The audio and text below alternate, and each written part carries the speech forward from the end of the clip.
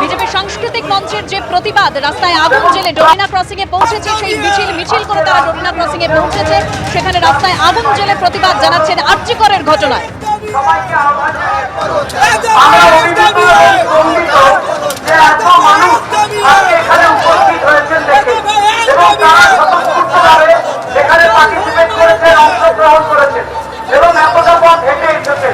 যেভাবে একটি বোনকে আজকে আমাদের ছেড়ে চলে যেতে হলো, সরকারি চাকরি করতে গেছিল, হাসপাতালের মধ্যে তারপরে পাশবিক অত্যাচার হয়েছে।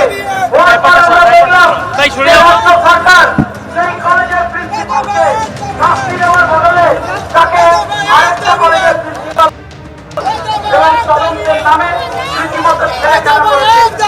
তাই আমরা এই অন্যায়ের বিরুদ্ধে মুখ খুলতে আজকে পৌঁছে নেমেছি। আমরা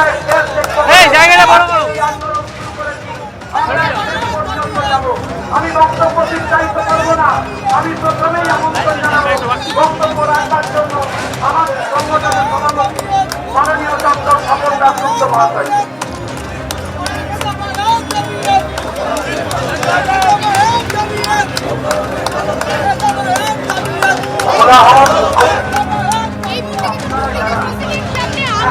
প্রতিবাদ করছেন এই সমস্ত প্রতিবাদী যারা করতে এসেছিলেন তারা। আমি জিজ্ঞেস করবো যে কি চলছে, আপনারা আগুন জ্বালিয়ে প্রতিবাদ এই যে প্রতিবাদের ফল জাস্টিস কি মিলবে? অবশ্যই চেষ্টা তো করছি আমরা চারিদিক দিয়ে যাতে জাস্টিস পাওয়া যায়। আমরা একদম প্রাণপণ, একদম যতক্ষণ আমাদের প্রাণে প্রাণ আছে ততক্ষণ আমরা চেষ্টা করে যাবো যাতে এই জাস্টিস পাওয়া যায়। এবং আমাদের মুখ্যমন্ত্রী আমরা যে প্রতিবাদ করছি তা উনি নীরব হয়ে আছেন, কোনোই কিছু বলছেন না। একদিন শুধু বেরিয়ে প্রতিবাদ করেছেন দেখানোর জন্য, আর এখন আপাতত উনি কিছুই বলছেন না, চুপ করে আছেন। চারিদিকে দেখছেন অথচ চুপ করে আছেন, আর কোনো বিচারই করলেন না। এখন পর্যন্ত কিছুই পদক্ষেপ নেননি উনি।